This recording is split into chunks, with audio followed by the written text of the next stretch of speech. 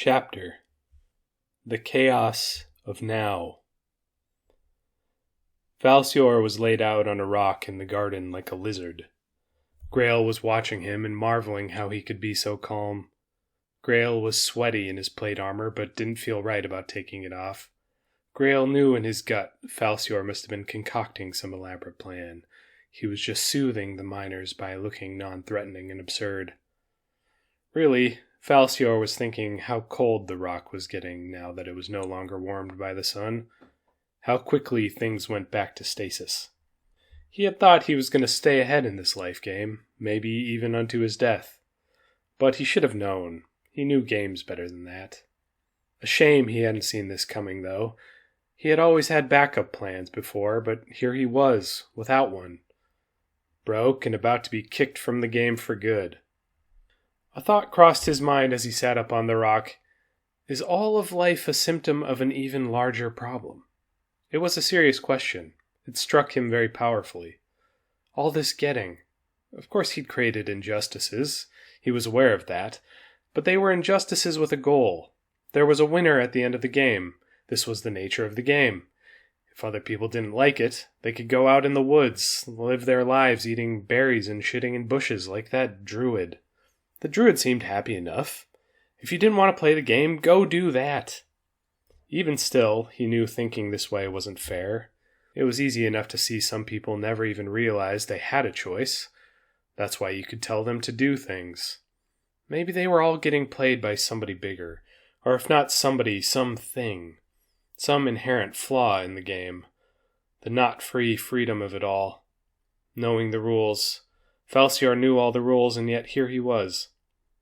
He'd contemplated making a mad dash for the rock entryway down into his room, but then what?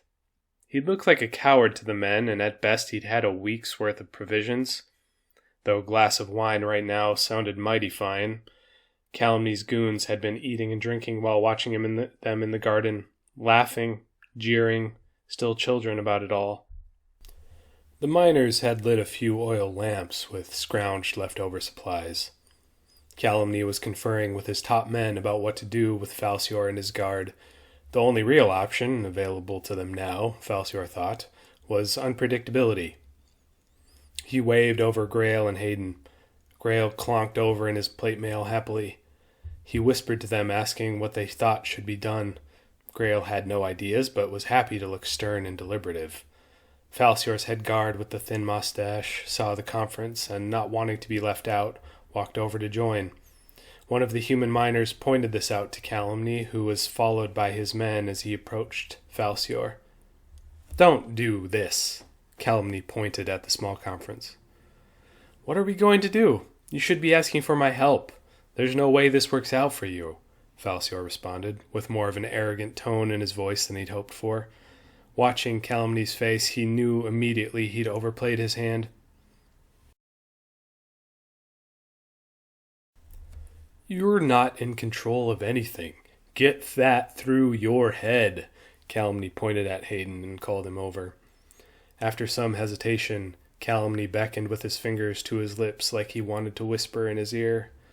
His eyes never once stopped watching the fake wizard sitting on the rock. Once Hayden was in reach, the goons grabbed him, and Grail protested, and his cries grew more anguished as Calumny drew his knife from the scabbard on his thigh and sliced open Hayden's throat, the gurgles of air clogged with blood audible to all. Grail rushed forward to tackle Calumny and pound his face. The plate mail slowed him down, and one of the goons threw Hayden's limp body in front of him, and looking down over the blood-soaked face of his friend, suddenly everything became clear. Literally. Instead of the half-shadow and flickering lamplight, the whole body of his friend was illuminated, and Grail wondered if an angel hadn't descended from the heavens to help them. Outside the doors there was a cacophony of high gnome cries and ringing of handbells. The gnome guard had lashed together their halberds with the reinforced metallic claw ends into a makeshift battering ram. With as much momentum as their short legs could muster, they threw themselves into the door. With only one blow, the nails holding in the struts for the upper support beam came loose, and the door cracked open in the middle. Opening slightly meant much of the force was focused on the lower middle portion of the joined wood, and it splintered the left door's bottom corner. The gnomes gathered themselves, enthused by their success, and smashed again. Calumny turned with his men to respond to the door. Grail attacked one of the surprised goons who'd been holding his friend and pinned him heavily to the floor. The rest of Falsior's guard became active and watchful, though yet not throwing themselves at the other armed men. The door was hit again, and now the hole was big enough for a gnome to crawl through. On the other side of the door, Spliff was commanding with anxious excitement. "Again!" he called at the guard, trying to hurry them to open the door fully. The other gnomes in the street cheered on their fellow rebels. A few of the halberds had splintered and the makeshift ram was losing its integrity, but the next hit widened the hole yet further. One more hit and surely the doors would open completely.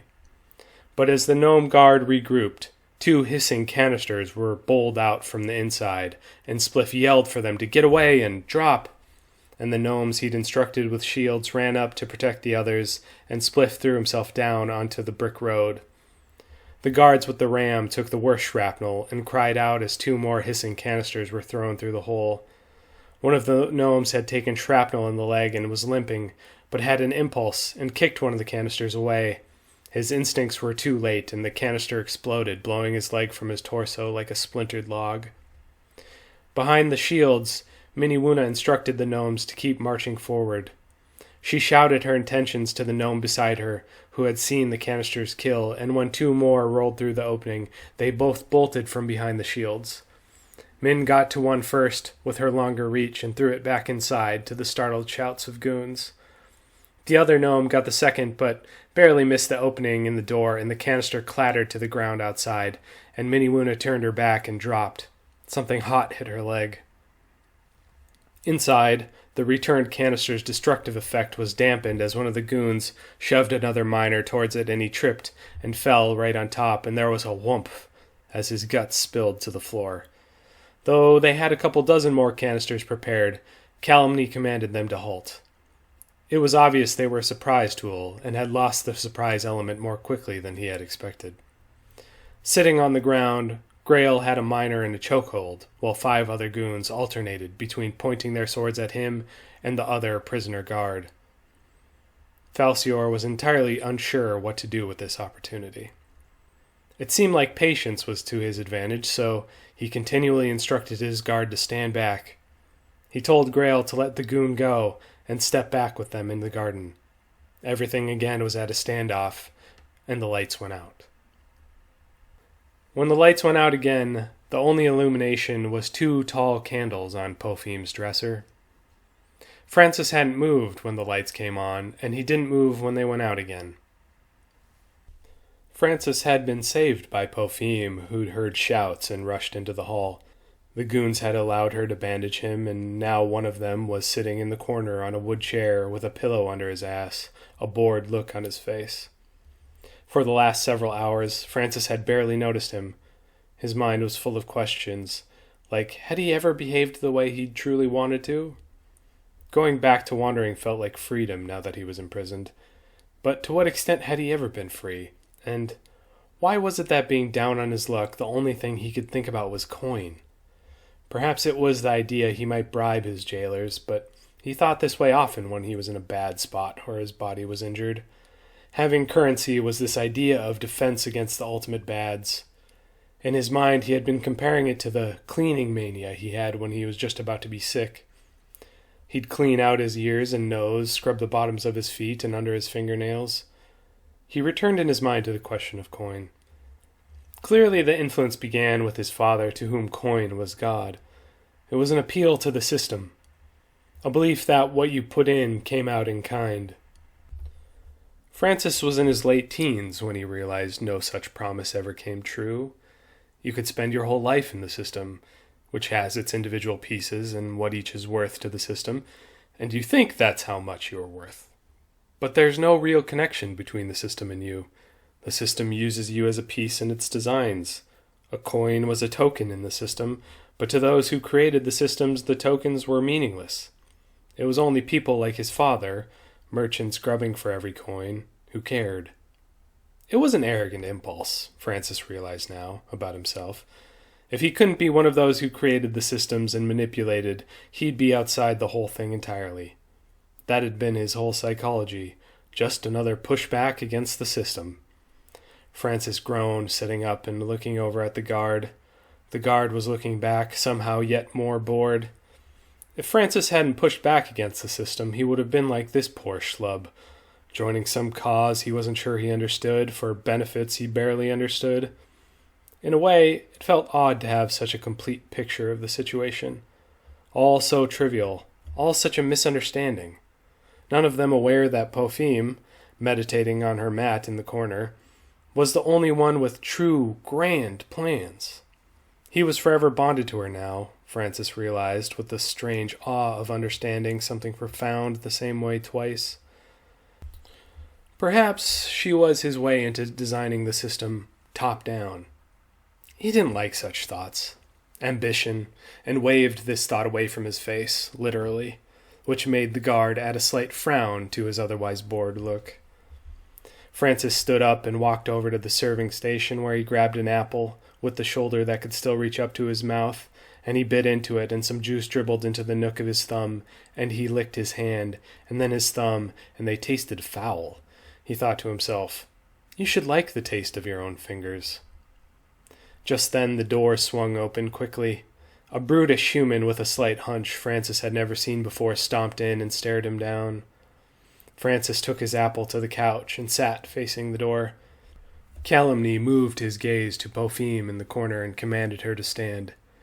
She opened her eyes lethargically and rose slowly. She went straight for the teapot and, finding it empty, sighed. "Who's he?" Calumny pointed at the Druid.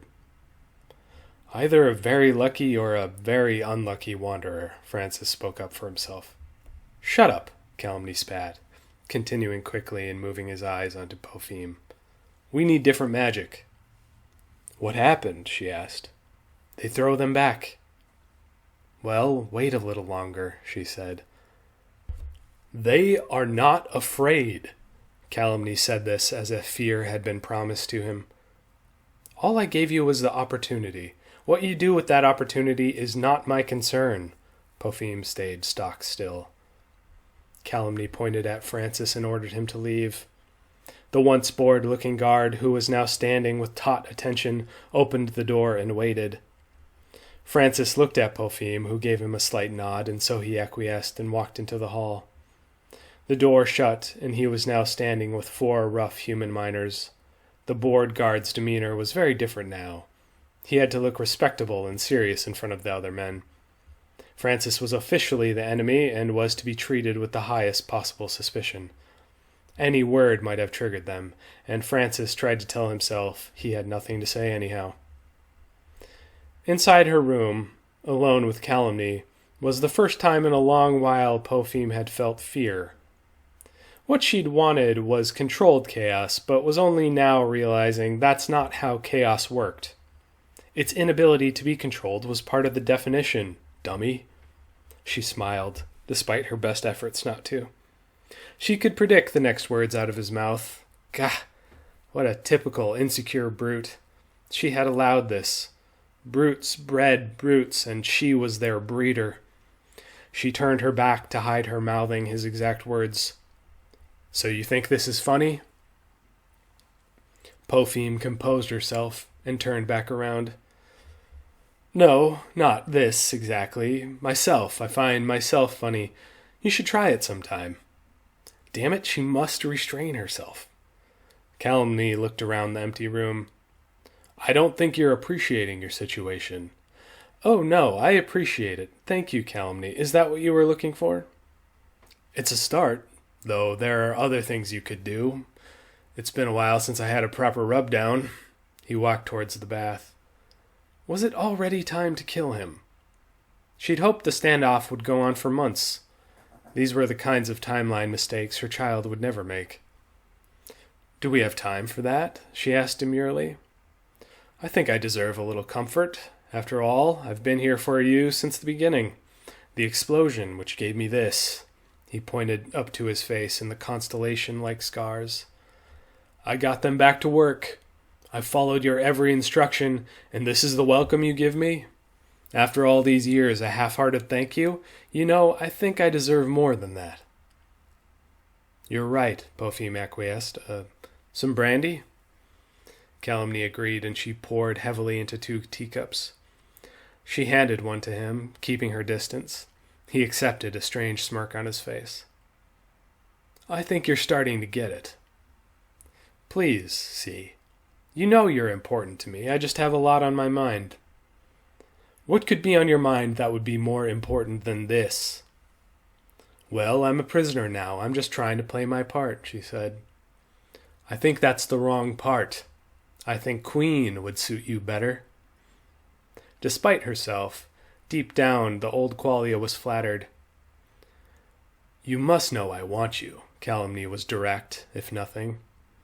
"You have more important matters to attend to." Her inner Qualia was nervous. There seemed to be less and less avenues for her getting around it. Her only choices now were willingly or unwillingly, and using her will would be significantly better than rejecting her will. She'd been able to staunchly defend his advances in the past, not wanting to be conceived by him, the primary complaint among many, but considering conception was no longer an issue, perhaps it would make everything easier if she threw herself into it. She deliberately gulped down the rest of her brandy and poured herself 1 shot more and drank. As he stared her down, she knew there was only one choice. "But those other matters can wait," Popheme said, as seductively as she could muster. She was wearing a robe over her loose linens, and she shed the robe onto the floor as she walked over to the bed. She sat on the edge of the bed and beckoned him over. She ran her hands up and down his trousers before settling both on the hard center, holding the sides gently like a precious antique. Calumny stood, teacup in hand, feeling powerful for what felt like the first time in a long while. Francis and the miners could hear her moans through the door. Francis searched the forest of his mind to find his pride. He told himself the moans were Popheme using guile to make Calumny finish faster, and yet he couldn't stop thinking about how she had not moaned like that with him. Well, he didn't remember if moans had happened or not. Was he jealous? Was there a connection between jealousy and pride? Perhaps he would leave his pride where it was. Happily nobody wandering through the woods. He tried to act indifferent, not only because he wanted to protect his own psyche, but to not give anything away to these armed thugs, whose cause he barely understood. He even thought about joking with them, but he couldn't. He looked at the bored guard, who also seemed bored by this turn of events, unlike his compatriots who moved closer to the door to catch every sound. Francis tried to tell himself there was a difference between bland indifference and staunch indifference. He was indifferent the way a tree was indifferent, the way a tree might be indifferent to 2 squirrels copulating in its branches. Chapter: I am a Theramite. Just as an aside for you audiobook listeners, if you've gotten this far in, I don't know, just for the fun of it, that is a reference to Nietzsche's. He got in a letter that someone said he was as dangerous as dynamite, and then he wrote very excitedly about himself, "I am dynamite." Anyway, that's the reference. There's a lot of philosophical references in the chapter titles you might catch later on. Anyway, that's chapter. I am a Theramite. The gnomes had retreated from their siege and were tending to the wounded and dead by lamplight in the streets. Spliff squatted next to Miniwoona, who was getting her leg bandaged. Tycho approached them both with a nervous attitude. In conference, Tycho confessed to Spliff he was worried about backing off. They might never get the courage or motivation to return to attack. Spliff wondered if this might be a good thing. There would be other ways. He had a conversation with Tycho where he wondered, couldn't they starve the humans out? Tycho stood and considered this point seriously. Spliff mentioned there was also the problem of the human prisoners. Tycho was glad. This was a problem he knew how to deal with. Tycho walked away, ordering the human prisoners down the slope, to the jail by the entrance. Many followed him, matching his demeanor and exasperation. Miniwuna told Spliff she was impressed, and privately a little concerned watching Tycho bark orders. She had never expected to see such a different side from the calm and curious gnome she had come to know. Spliff held up his arm, like a living cane for Miniwuna to support herself as they walked slowly down the street. Both were utterly exhausted. Many injured gnomes were given shelter in nearby homes, and Spliff decided he and Min should find an abandoned home or apartment and sleep there for the night. Something with a window, above street level, where they'd have a vantage point if anything happened. All seemed convinced no more would happen this night. It felt like madness to cross that threshold from either direction. The next morning, Spliff woke with Min, who claimed she felt surprisingly spry. They parted ways as Spliff wanted to check the ionic resonance machine and determine what to do next. He found Toppler and his young pupil still hanging out by the box in the area of remembrance, using a disrespectful fire pit the humans had made to cook breakfast for the both of them. Toppler was feeling bad about doing so, and had a glum look on his face, his large glasses neglectfully slipping down his nose near the tip. Spliff asked why he didn't leave and head home. "I'll go home when it can feel like home again," Toppler pronounced. Spliff appreciated the sentiment, but he knew his old boss was being grandiose. Grandiose or not, the sentiment spoke to a gnome changed from the one he knew before. Spliff took advantage of the moment and decided what he would do next. He asked for their help and accompaniment down to the mines. Tycho had other duties, and Miniwuna, along with many of the brave gnomes who'd fought beside him, were injured. Toppler agreed and asked Spliff if he wouldn't want to join them for their simple breakfast. Spliff said he had a better idea. Jemima's bar was the busiest Spliff had ever seen it. The energy inside felt exhilarating, like every gnome had been waiting for a day of disruption to finally take their power back. From whom, and to what end? These were the questions for later gnomes. Jemima gave Spliff a smile in between other pleas for her attention, both external and internal. After a minute, she brought 3 slices of hastily grilled bread and 3 bowls of beans with back fat and boiled spraddle. All ate greedily. It wasn't until Spliff's last few bites when he started laying out the practicals. They'd need a donkey sled, waiting in case they came up with crates. They'd need lanterns. They might even need more muscle, but that could wait for the moment. For the first time, Spliff evaluated the young pupil. They were female, which he hadn't had time to notice before. Especially in youth, gnome sex was hard to discern. Female gnomes didn't form pronounced breasts until gestation, and after giving birth, many adult gnome women would wrap their chests to regain youthful appearance or hide sagging skin. This was largely vanity. Sexual attraction was less important than social standing. Arranged marriages were common, but there was also no taboo in refusal. In Spliff's case, his parents hadn't even bothered to try and set him up for marriage. The same had been true for his sister. Being the inclined gnomes that they were, and sending their kids to the dome, perhaps his parents had thought any marriage they might arrange would only hurt future prospects. Spliff realized, only now, so many years after he could have imagined caring, or it having had any impact on his life, he'd been hurt that his parents hadn't set up a marriage for him.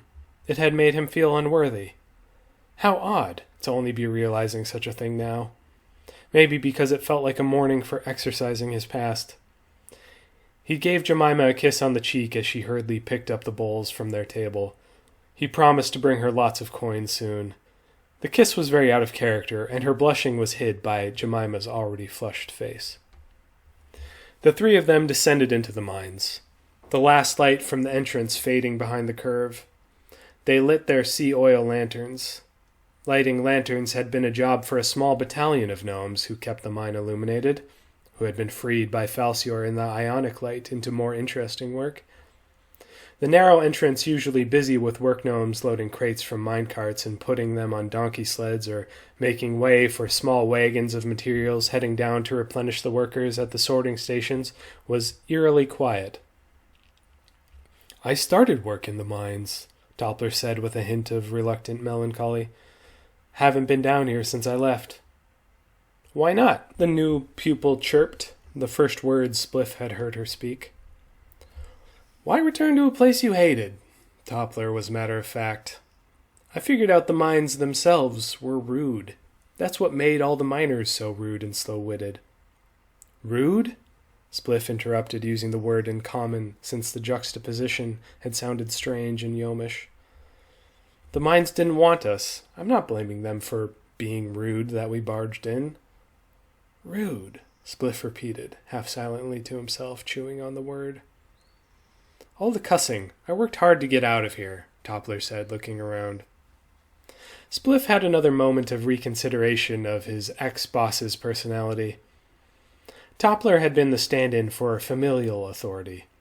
Spliff had never been able to sidestep the shadow cast by responsibility to this authority, and had simply resented Toppler instead of understanding him as his own gnome with complicated history. It wasn't so hard to realize these things later, once you had become a complicated and messy individual yourself. Once you realized who you might have been had no relationship to anything. It had all been projection. Spliff wondered what Francis would say to this sentence about being a projection, and then he worried about his new friend, who now felt like a very old friend. Literally, like he was already in the past. The mines were dark, creepy in a way Spliff hadn't expected. The only light from their handheld lanterns didn't reach far, and he was concerned they might get lost. He was the gnome who'd been down here most recently, and that was, 15 years ago now?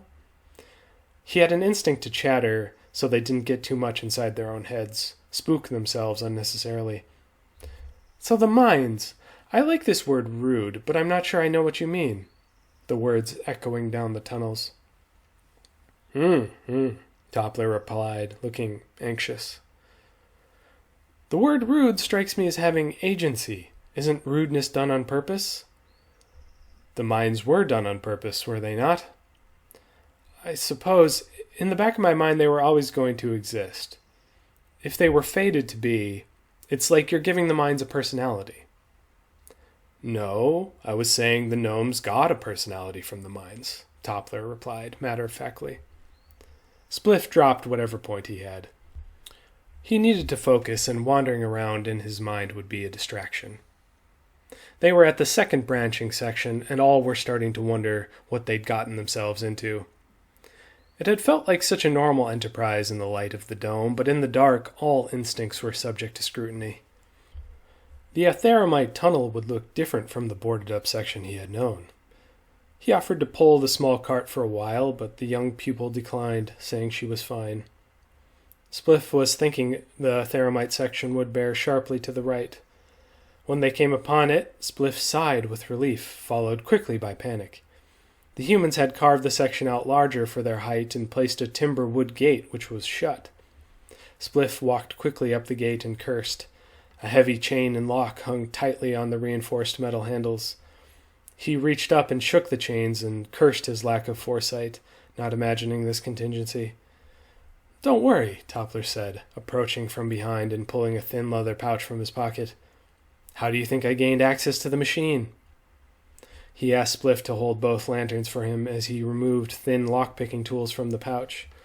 The pupil brought the cart around for him to stand on so he had better leverage, and he thanked her the way one does when they're used to having their needs met before having to ask. This made Spliff reflect on what a bad pupil he had been. Being asked to do anything he'd felt as a demand, and he resented all demands. Part or parcel of what scared him about becoming a leader. All the big asks. He didn't ask anyone for anything because he didn't want to be asked.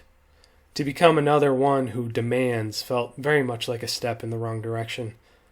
But what if he could ask for the right things? He really felt and understood what a poor pupil he had been. He'd always had his own projects, his own ideas.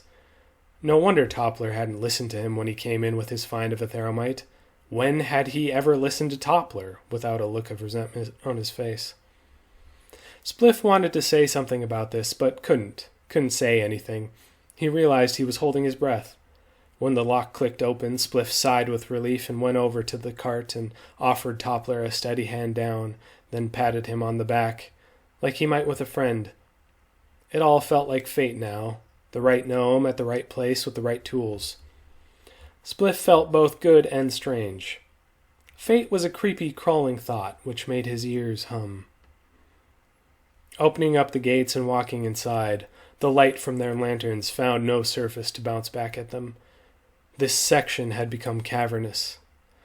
Though, by the front, Spliff had found a large pile of discarded rock and dirt, and as he walked further into the mine, he noticed in the middle an odd series of shadows.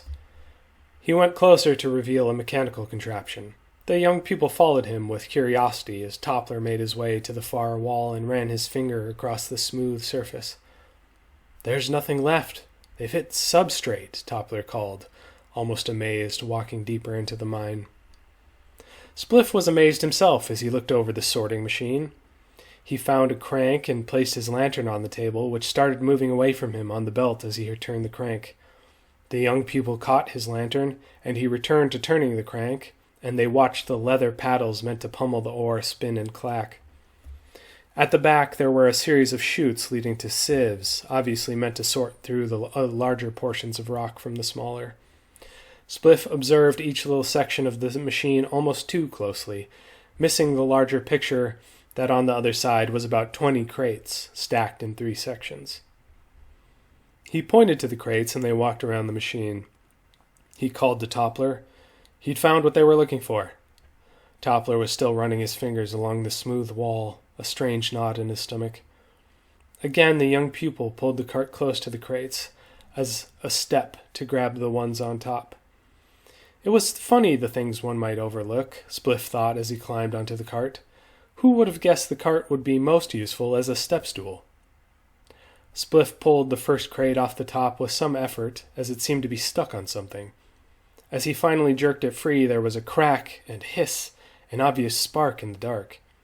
There was a tink, tink, tink off the crates into the floor, a sound which was like one of the canisters the humans had been attacking with. Spliff dropped the crate instinctually and jumped for the young pupil to pull her to the ground. He tripped on the cart and instead spilled right on top of her totally shocked expression. He covered her face with his hands and laid as flat as he could against her as the stacked crates exploded into shrapnel of wood slivers and glass shards from the shattered tubes. He felt the skin on his back rip and tear, and he howled in pain. A cloud of airborne ethereumite dust settled into his open wounds, making his skin burn like it was on fire. A rush of delusion made him stand up and swat wildly at his back like he was on fire. And he didn't even have time to realize he wasn't on fire before time itself seemed to stop.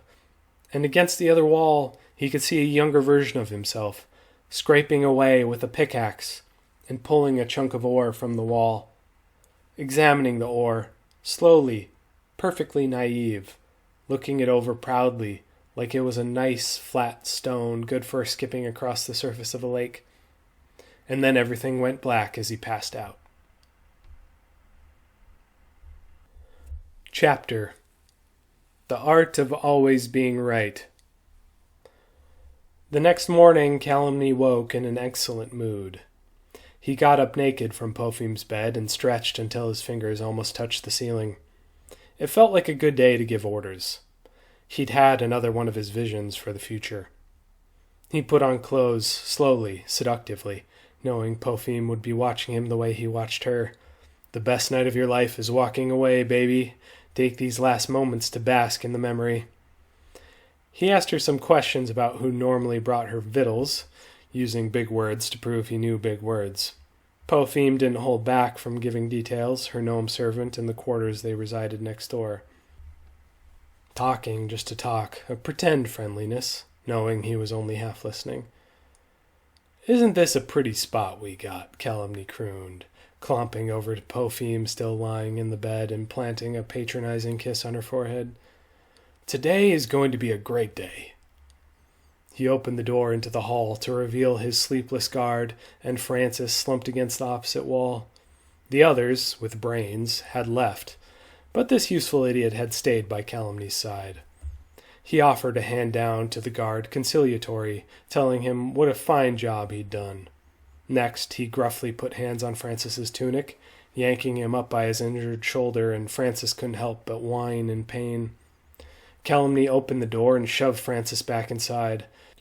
He closed the door forcefully behind, and thought about it for a moment before deciding not to think about it. He took his fellow miner by the shoulders and said they'd come back with a lock and chain, but now it was time for a feast.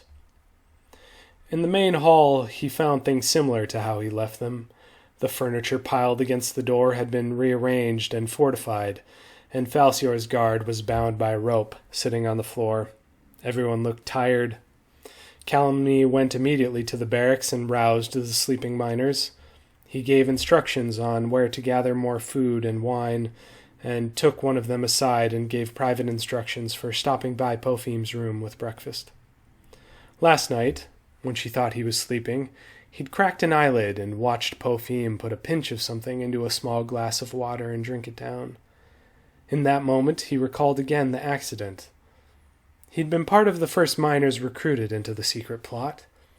At the start, they'd done much of the refining work by hand, and he often felt strange when he left the mine. Tired, but also like the 16 hours had passed in the blink of an eye. In the beginning, they'd simply piled the theramite on top of itself, and one day, while he stood nearby, hitting ore pieces with a chisel, the pile had started to hiss. Leaning closer, wondering if he was possibly hallucinating, suddenly the pile popped and rushed into flames. Hot metal hit his face. It felt like falling face first into a pincushion. The week after his injury was the first time he truly met Pophem. She sat in a chair in his little room and listened to every detail of his story. Her attention made him start to babble, trying to find the right words to impress her. She stayed coolly listening, never giving an inch of discomfort, and he had a vision of the two of them, king and queen ruling over the mountain. He'd never previously had much imagination, and the arrival of this vision took over his psyche. The picture in his mind was so clear, he blurted out what he was seeing, already talking to the future queen. The fact that she was his, Calumny kept to himself. Consummating this vision had proven a much more time-consuming experience than he would have guessed. Still, the vision was worth it, was worth the time. He'd been anxious yesterday because everything had gotten messy. The events didn't feel like what should have happened at all. He realized all the planning, all the years of planning had required him to shut down his feelings. This was a problem. It was time to really feel things again. Being inside his new bride reminded him of this truth, especially seeing her take the crystals in her drink. Everything they had done so far had been too predictable, without any real feeling. They needed to get a sense of the magnificence. The men needed to feel what he felt, see what he saw, become a we. Calumny gave orders to grab the prisoners and bring them upstairs. A couple miners were given orders to cook and suggested a few of the guard help them. Calumny approached Falcior, the last to be touched, squatting with his back on a rock. "Where's the good stuff?" Calumny jabbed. Falcior was too tired to be witty. It took him a minute to understand the question. He stood with as much dignity as he could muster and walked over to his boulder, reached inside and undid the latch. He slid the door open and threw out an arm. Ladies first. He couldn't help himself. Petulance had built up overnight. Calumny clucked his tongue. "Under a rock. Seems poetic." "How so?" Falcior was trying his best to regain his dignity. "A perfect place for cowards." Calumny gave two of his goons instructions to go down and bring up any food and drink they found. "Any magical traps?" "Oh yes, that's right. You don't know any real magic, do you?" "No such thing as real magic," the man who called himself Falcior countered. "Tell me, then, what do you believe in?" This thug seemed to have the upper hand on him in every respect, even rhetorically. Falcior leaned into the pathetic, the same place the petulance had come from. "I believe what goes around comes around. I believe the heavens, like dice, are just." "You don't think this justice applies to you, though?" "Well, the dice are the dice. I'm not the dice," Falcior said. "But somebody is. Am I the dice?" Calumny arched his chest with a wicked smile. Falcior couldn't make out where all his confidence was coming from. Even more frustratingly, it was a good question. The other players were part of the randomness and as such part of the game, as integral as the dice. Had he always thought himself above everyone else? Well, yes, because he was, but he was starting to understand his outlook as a miscalculation. Over the years, he'd learned how to rig the dice in his favor. Who wouldn't? If you could get away with it time and time again, who wouldn't try and rig the game in your favor? It would be silly not to. Maybe this whole situation was receiving what had been coming to him all along. But again, the petulance rose in his blood to fight this pathetic apathy. You don't even know what game it is you're playing, Falcior tried, staring into Calumny's eyes. But he looked away first. He didn't know what game he was playing anymore. Never liked games. Calumny cleared his throat as one of the goons came up the stairs with a case of wine, and Calumny picked up a bottle, appreciating the color. Seemed like a waste of time. This looks delicious. Let's go to your big table. Maybe we can have a more friendly discussion.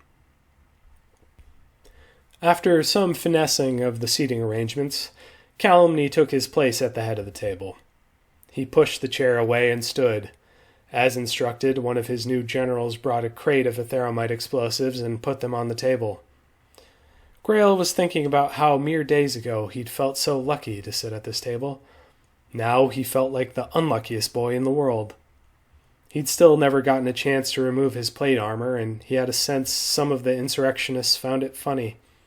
It felt shameful to be seated, like he'd agreed to conciliation. The only hope left was Falcior, who couldn't muster looking any of them in the eye, seated at the head of the table.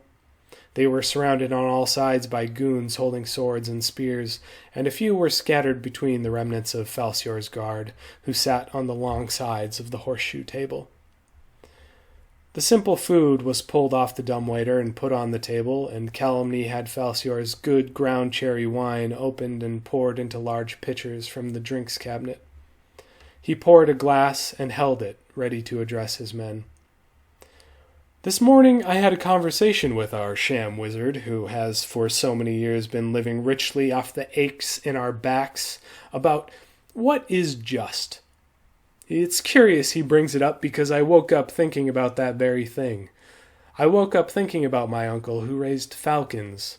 Your names do sound similar.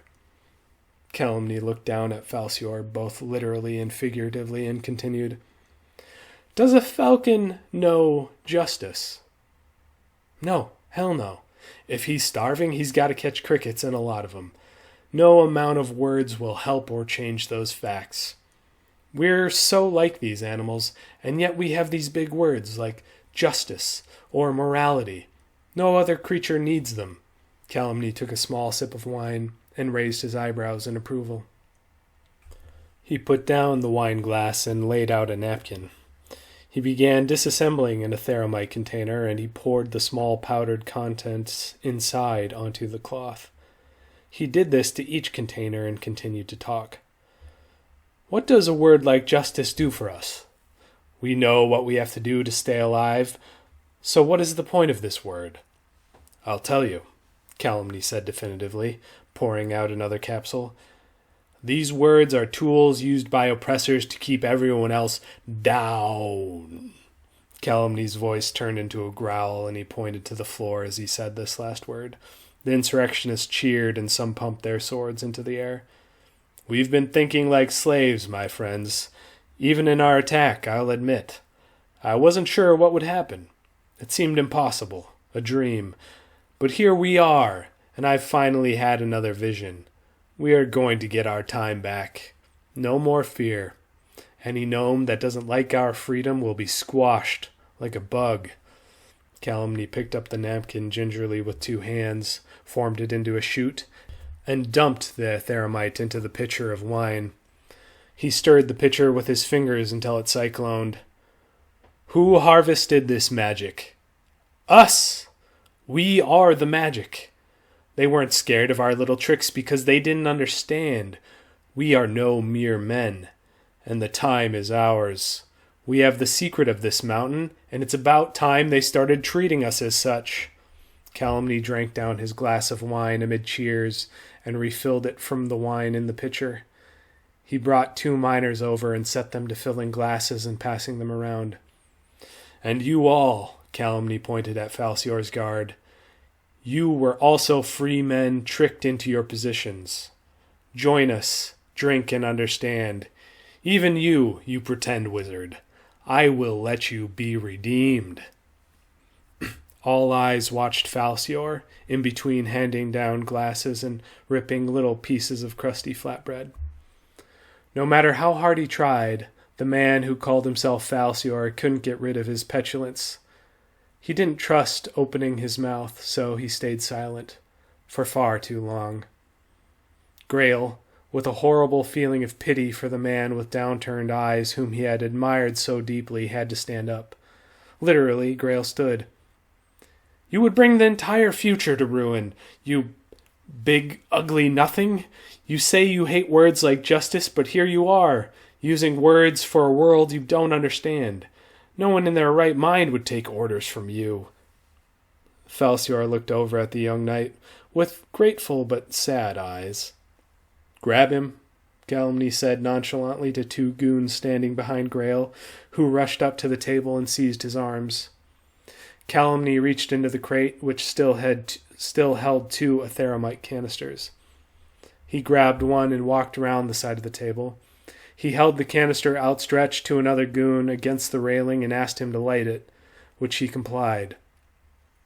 Grail struggled but couldn't see what was happening until suddenly from behind him a hand stuck the hissing canister between his chest and the plate mail and grabbed the leather cinches on his sides, tightening the burning metal to his chest.